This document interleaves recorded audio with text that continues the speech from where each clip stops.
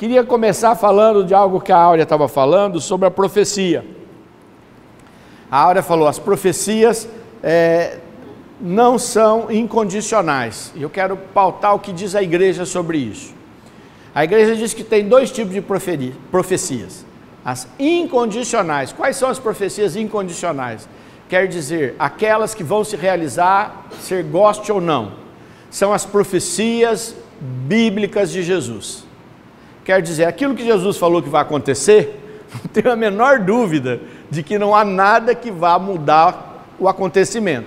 A maioria delas já aconteceu, porque a maioria das profecias bíblicas dizia respeito à vinda do Messias, que é Jesus, e elas se realizaram 100% na vida de Jesus. E a Bíblia faz questão de dar detalhe disso, diz assim, não rasgaram a túnica, porque tinha uma profecia que dizia, não rasgarão a túnica do enviado. Tinha outra que dizia que jogarão a sorte sobre a túnica. O evangelista faz questão de dizer que os soldados ao pé da cruz jogaram a sorte. E assim por diante, e de ti, Belém, virá aquele que regerá as nações. Jesus nasce em Belém, ele não tinha nada a ver com Belém, ele é de Nazaré, José e Maria de Nazaré, atravessam a Judéia inteirinha, chega em Jerusalém, não acha lugar, vai para Belém e ele nasce. Quer dizer, ninguém imaginaria que era para cumprir a profecia, mas todas as profecias foram cumpridas. Jesus disse, não ficará pedra sobre pedra, ai de ti Jerusalém. No ano 70, o imperador romano chega para Jerusalém, cerca Jerusalém e fala, não fique pedra sobre pedra, e faz os soldados irem tirando pedra para não ficar muralha nenhuma em Jerusalém, quando eles destroem Jerusalém. E isso tem documentos históricos, né? Não é só a Bíblia que diz, tem documentos históricos, Flávio José, outros historiadores que narram a destruição de Jerusalém. Então as profecias de Jesus, elas acontecerão certamente. Há profecias da Bíblia que falarão sobre os dias que hão de vir, no Apocalipse, Daniel e o próprio São Mateus, né? O evangelista Mateus, nas palavras de Jesus. Estas se realizarão, gente, no tempo de Deus. As outras profecias, elas são condicionais, quer dizer, elas são a vontade de Deus ou a exortação de Deus. Então a profecia, segundo a carta de São Paulo aos Coríntios, no capítulo 14, vocês podem ler, ele vai dizer que há 3 tipos de profecia: para edificar, para exortar e para consolar. Ora, quando a profecia é para exortar, ela está dizendo o quê? Muda que não acontece. Ela é uma exortação. Ela está dizendo, se você ficar nessa direção, se o mundo continuar nessa direção, se as pessoas continuarem fazendo isso, a consequência será aquilo. Então Deus exorta, ele fala, derramarei fogo do céu. Aí o profeta sai andando lá por Nínive, porta por porta, o rei, né? Porta por porta, convoca um jejum, Deus não destrói Nínive. Não prometeu? Não tinha que acontecer? Ela não é condicional, quer dizer, ela é condicional, quer dizer, a exortação produziu o efeito. Então, quando você tem uma palavra profética dura para você, mesmo que seja orando e abrindo a palavra, mesmo que seja através de um profeta, mesmo que esteja lá num grupo de oração e Deus fala, a gente tem que abrir o ouvido e falar, poxa vida, essa coisa ruim não vai acontecer comigo se eu mudar, se eu tomar as providências, se eu fizer o que Deus está me pedindo, se eu descobrir aonde eu preciso mudar o rumo da onde eu estou indo. Consegue entender? Então a profecia é condicional. A profecia também, ela edifica. Que quando é edificar? Edificar é quando Deus diz para você, olha, te farei o grande pregador das nações. Ora, você nunca pega a Bíblia para ler, você nunca estuda, você não faz nada, Deus vai te fazer um pregador como? Ele está dizendo para você, eu quero fazer, minha vontade para você eu vou te dar um talento, mas você está fazendo a tua parte. Essas profecias são de edificação. Se você não fizer nada, não vai acontecer nada, ué. Aí depois você fala assim, mas Deus falou que eu ia fazer. Deus falou que ia me dar um dom de cura. Você foi para o hospital rezar pelos enfermos? Você visitou as casas das pessoas? Quando aparecia enfermo, você se oferecia? Não, nunca. Ué, Deus foi claro. Quem não foi claro é você, não respondeu à vontade de Deus.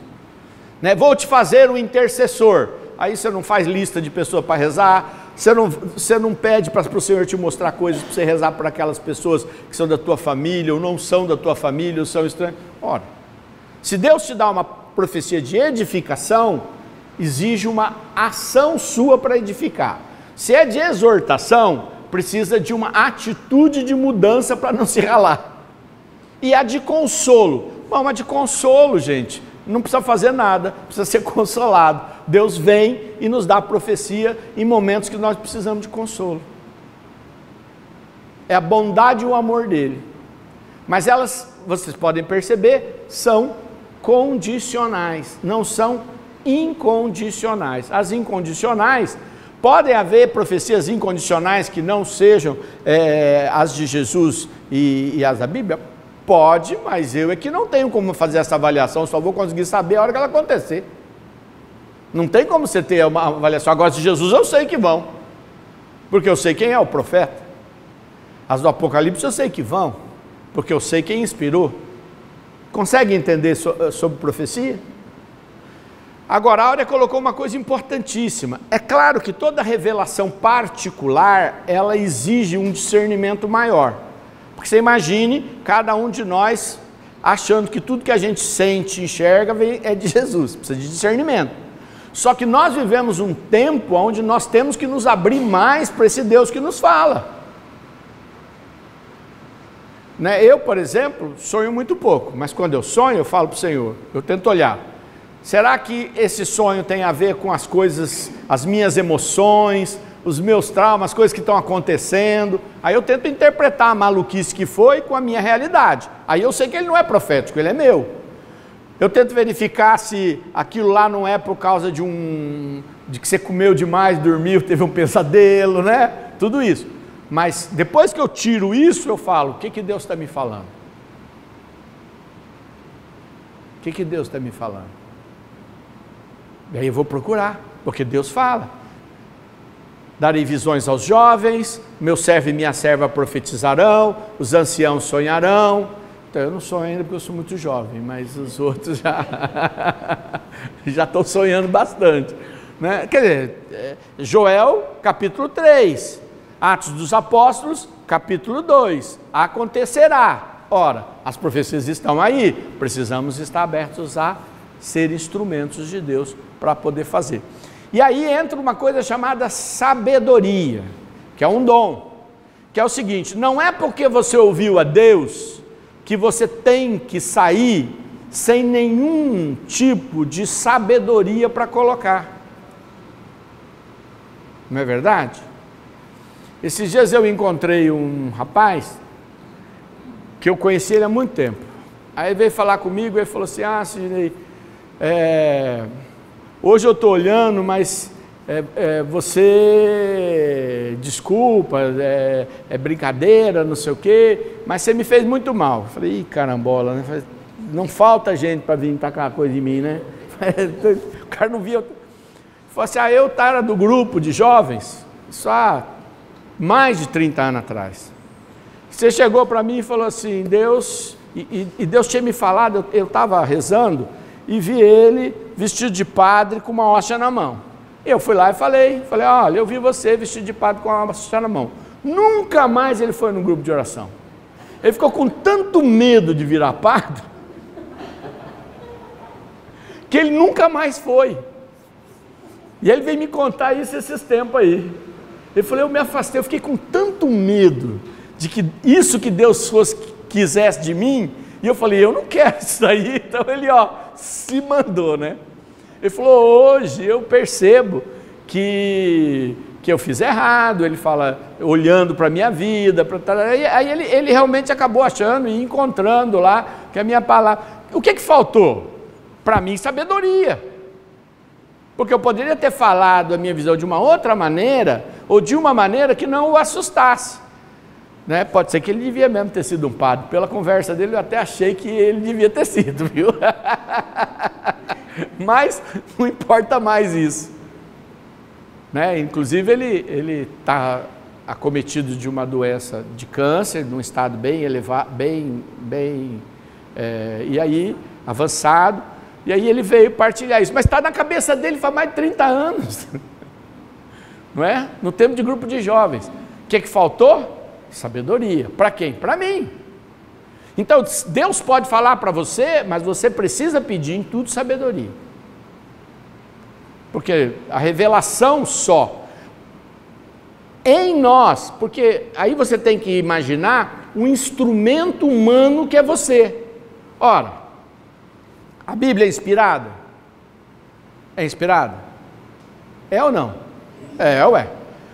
E aí Jó diz que é Deus quem sustenta as colunas que sustentam o universo. Que coluna?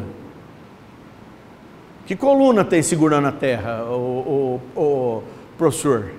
Tem coluna embaixo? 3 tartarugas gigantes carregando?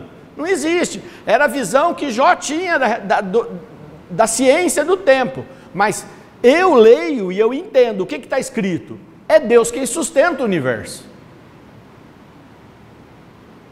Isso não causa confusão para mim. Eu não fico achando que a ciência está errada e que existe umas colunas que ninguém está vendo.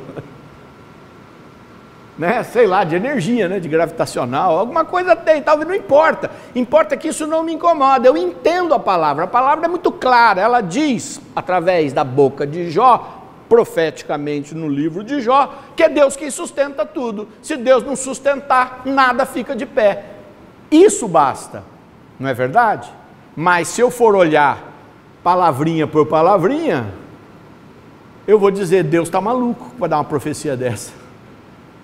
Então é importante que a gente imagine que o que é que Deus revelou para Jó? Revelou colunas ou revelou sustentação? Revelou sustentação. O que Jó falou? Falou colunas, porque é o entendimento dele. Então a profecia passa pela minha realidade, pelo meu entendimento. E é por isso que quando eu pego as profecias do século XV, do século XIV, do século XIII, do século XVI, eu não posso imaginar que São Francisco, tudo que ele falou, do jeitinho que ele falou, tem que viver hoje. Né? Vou dar um exemplo para vocês assustador. Só no final da vida de São Francisco, os franciscanos, que não se chamavam franciscanos, se chamavam os irmãos menores, e que se chamam até hoje os irmãos menores, mas naquele tempo isso não era nem institucionalizado, era mais como uma coisa entre eles, foi aceito que entrassem pessoas que tivessem capacidade e formação para ler e escrever. Santo Antônio, que era padre de uma outra congregação e era uma pessoa que tinha muito conhecimento, é considerado certamente um dos maiores pregadores que o mundo já conheceu. Quando ele foi aceito pelos franciscanos, tiveram várias reuniões da direção para não aceitá-lo, porque ele tinha muito conhecimento da palavra de Deus. E porque para Francisco, ser franciscano era ser o menor dos menores. E naquele tempo, só sabia ler e escrever. Quem sabia ler e escrever, né, professora? Era mais importante que os outros. Então como é que você pode entrar numa congregação que é só para os menores? Porque o pessoal pensa que Francisco falava de pobreza, mas não era pobreza de dinheiro. Isso é um engano terrível, é só ler os manuscritos de Francisco. Ele falava que Deus tinha chamado eles a serem os menores, os que menos significassem, os mais insignificantes. Ora, rico é insignificante? Não. Intelectual é insignificante? Não. Então, para fazer parte dos franciscanos, tinha que ser quem não era nada, quem estava disposto a não ser nada. Porque era o carisma que ele apresentava. E era o carisma que ele apresentava para questionar a igreja que estava cada vez mais rica, intelectual, superior, acima. Então Francisco aparece dizendo, esse caminho que a igreja está escolhendo é um caminho que não é de Deus. O caminho da igreja é ser o menor. E aí, eles têm que escolher um cara que tinha todo o carisma, que era Santo Antônio, a gente conhece a história, mas que era inteligente demais. E aí um debate, aceitamos um cara inteligente ou não aceitamos um cara inteligente? A igreja é dura, hein? Mas é a história. Agora, por que eu estou falando isso para vocês? Para dizer que eu não posso pegar tudo que a pessoa falou, sem entender o espírito com que Deus falou. Porque vai passar por nós. Quando Deus falar para Sandra, vai passar por aquilo que ela é, por aquilo que ela conhece, por aquilo que é o meio que ela vive, por aquilo que é... Eu esqueci teu nome. Pela Rosane, mesma coisa. Então eu tenho que perceber que o que vai sair de você, vai sair misturado. Vai sair 100% de revelação e 100% de você. E aí eu vou dizer, não é fácil você fazer assim. Não é fácil você tirar o que é seu do que é só de Deus. Não é fácil para mim, para cada um que está ao teu redor, conseguir tirar o que é seu e o que é Deus falando, e não é fácil nem para você. Mas é o desafio. Só que é melhor eu ter isso, porque aí eu tenho 100% de Deus, mesmo que eu acabe pegando umas partes suas, pensando que é de Deus, e misturando, pego uma parte e misturando, mas compensa, do que eu descartar com medo de pegar as coisas que são da sua, do seu eu, e perder tudo que Deus falou. Entenderam isso? Mostre qualquer um de nós, eu dei 2 exemplos, mas qualquer um de nós. E é por isso que quando a gente vê a Bíblia, a gente tem que olhar assim também. Vou pegar aqui o capítulo 22, dos Atos dos Apóstolos.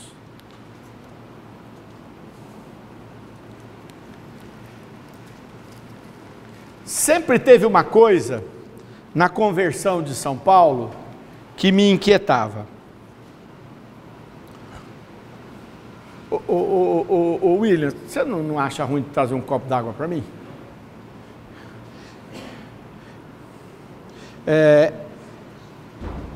Sempre me inquietou, porque quando você escreve, eu já escrevi, a Aura já escreveu, o Júlio já escreveu, quer dizer, quem teve na profissão alguma coisa foi obrigado a escrever, fazer um livro, que seja, eu não fui, mas fiz meu livro.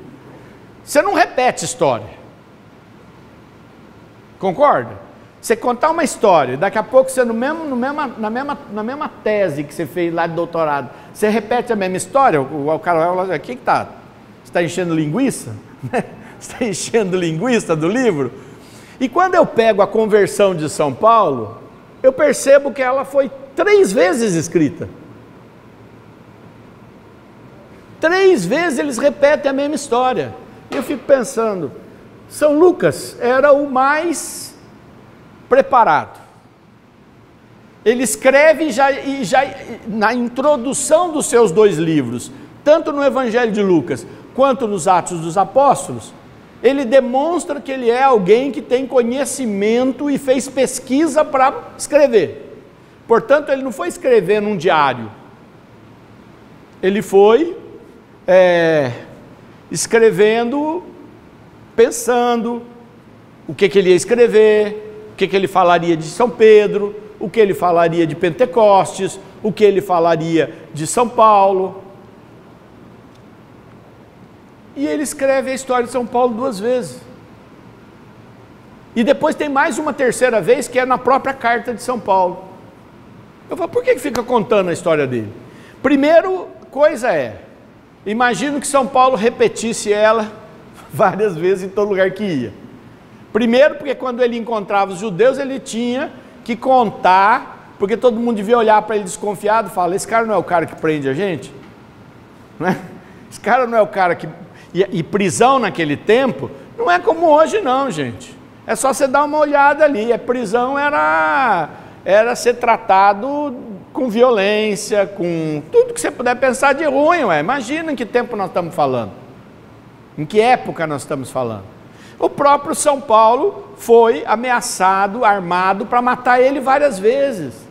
O pessoal mandava carta para o cara, falava, transfere ele, e aí preparava o soldado, aí alguém ia lá e falava, ó, armaram uma emboscada que é para na transferência catar ele e matar ele, aí o cara cancelava a transferência. Imagine, não tinha segurança, não tinha condição de segurança, e hoje não tem, né? Hoje não tem, imagina naquele tempo.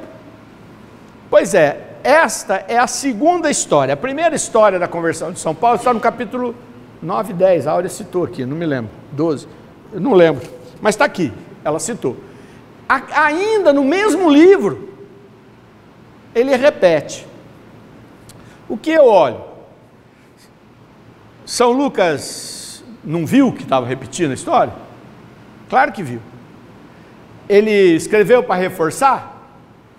Mas não precisaria, não tem lógica, porque o livro está lá, a igreja pode ler de novo. Quantas vezes eu já li o Atos dos Apóstolos? Umas 100, 200? Então não precisa escrever de novo no mesmo livro uma coisa que eu posso ler mais de uma vez, não é mesmo? É porque ele quis deixar que a versão que ele havia feito, que ele contou de ter ouvido todas as partes, ouviu Ananias, ouviu a comunidade de Damasco, ouviu a comunidade de Antioquia e ouviu o próprio São Paulo.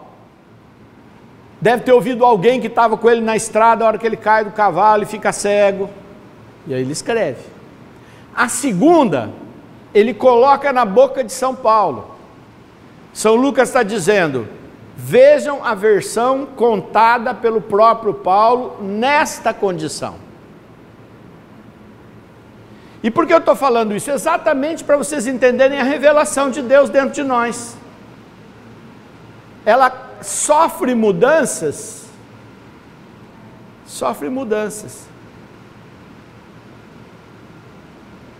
Eu me lembro, vocês talvez não vão lembrar, quando lançaram o livro, o filme A Paixão de Cristo do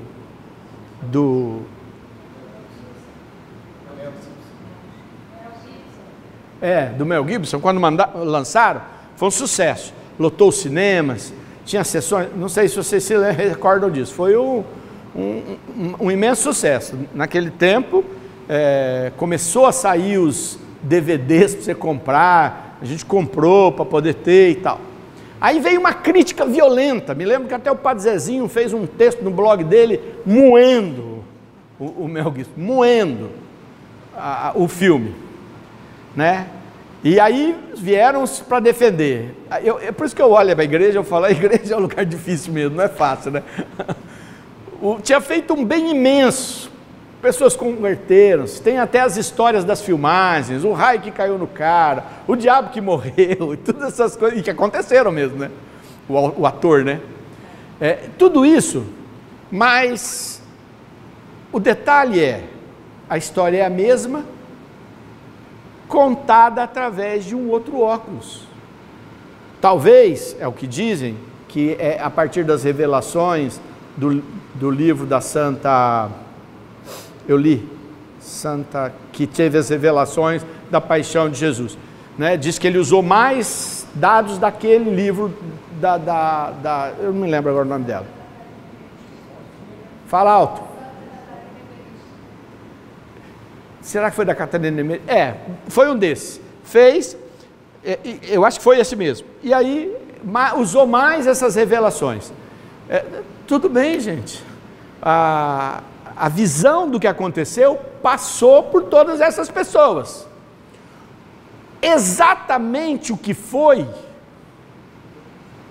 nem quando você vive uma realidade, você pode dizer que ela foi exatamente daquele jeito. Porque você sentiu de um jeito, tuas emoções agiu de outro, as tuas emoções agiu de outro, nós todos estamos juntos aqui, vimos a mesma coisa, falaremos a mesma coisa, mas não vai ficar igualzinho. E mais, dependendo para quem você contar, você vai dar mais ênfase, vai dar mais pintura para aqueles que você está falando.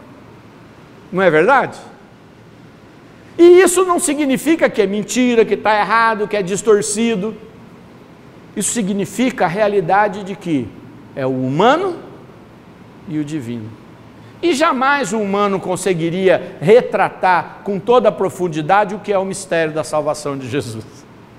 Não há humano possível para fazer isso, não é?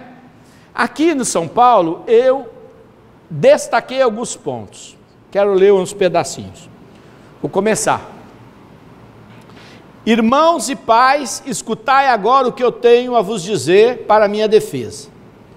Quando ouviram que ele pregava o hebraico, fez-se um silêncio muito profundo. Primeiro, São Paulo estava preso. O governador não é nomeado por hebreus, mas por romanos. A língua mais usada era o grego. O Novo Testamento foi escrito em grego. E o autor, São Lucas, faz questão de dizer que São Paulo começou o discurso falando em hebraico. Quer mais confusão? Já não se falava mais o hebraico nessa época. Falava-se o aramaico. Jesus falava aramaico. O hebraico já não era mais falado. Já desde a época do exílio, a língua foi mudando. E a língua falada na Judéia era o aramaico e o grego. São Paulo deve ter falado em aramaico, porque eles entenderam. Ele provavelmente não tinha feito um estudo linguístico para falar numa língua que ninguém mais falava.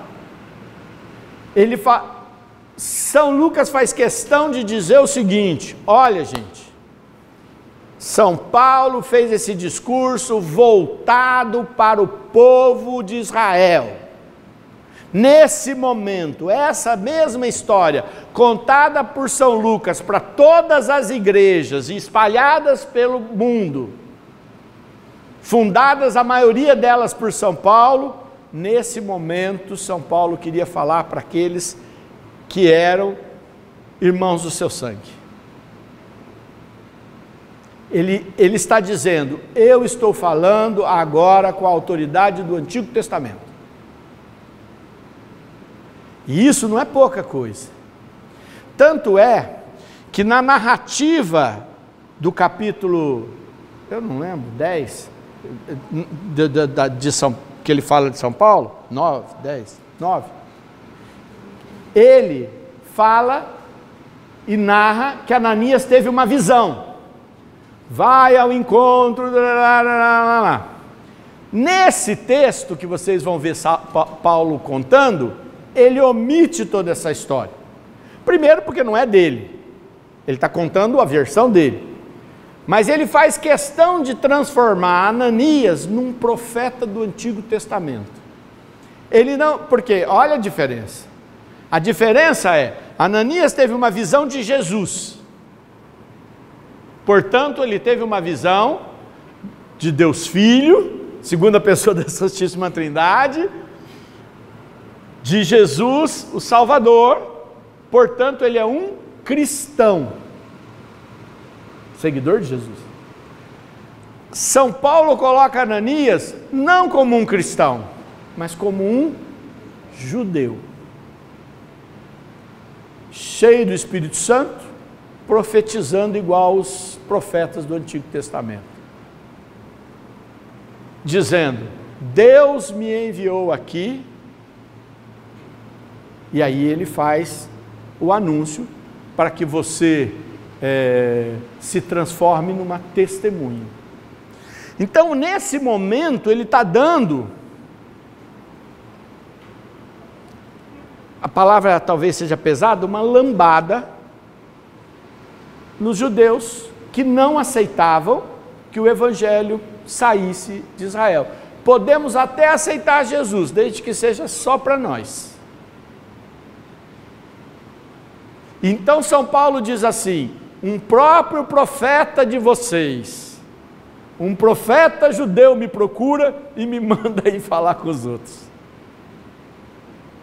E tem mais, quando você for ler o capítulo 22, eu não vou daí ir ponto por ponto, ele vai dizendo claramente que ele fala, não vai dar certo eu ser testemunha para esse povo que me viu perseguindo e apedrejando todo mundo. E aí ele fala, vou para outros lugares. Então percebam que não é só uma questão de Deus falando, né? É ele olhando a realidade e falando, aqui não vai dar. Então Deus está falando o que para mim? Que é para eu ir para lá.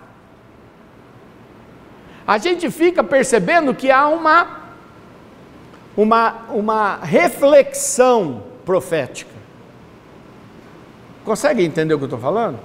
Então na nossa vida, às vezes as coisas tem que nos levar a refletir.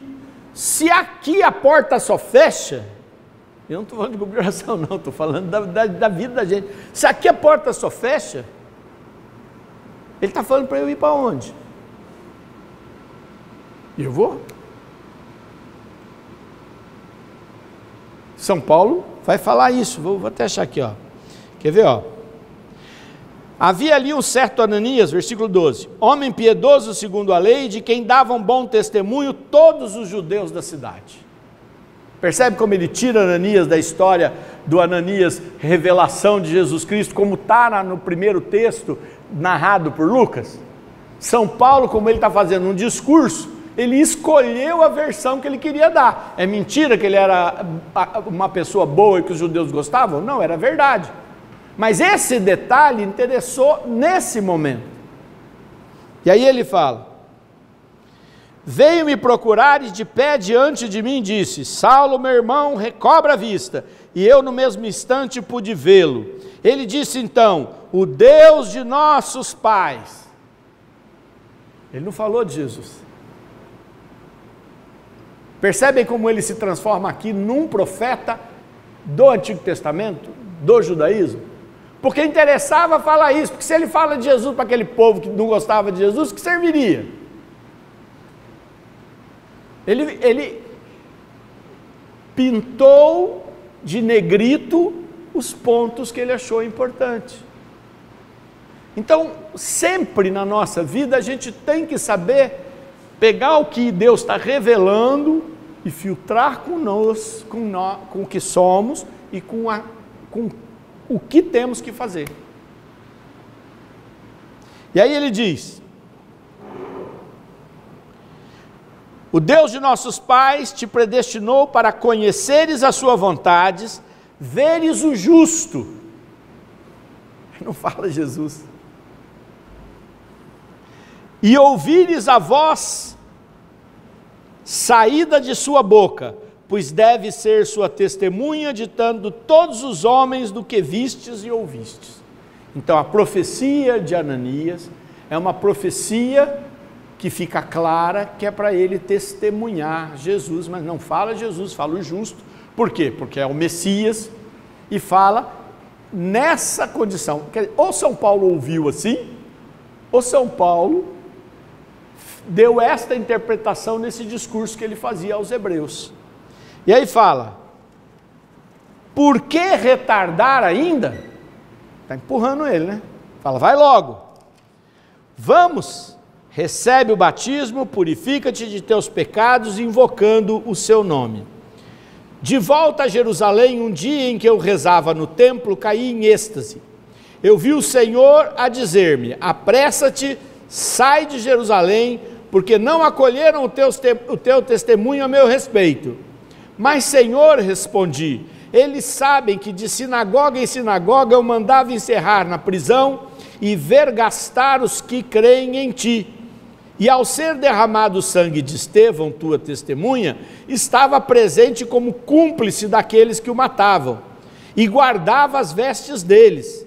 Ele me disse então, vai ao longe, aos gentios, é que eu quero te enviar. Percebe que há uma reflexão profética? Ele cai em êxtase, ele já tinha recebido uma profecia para ir, não tinha ido.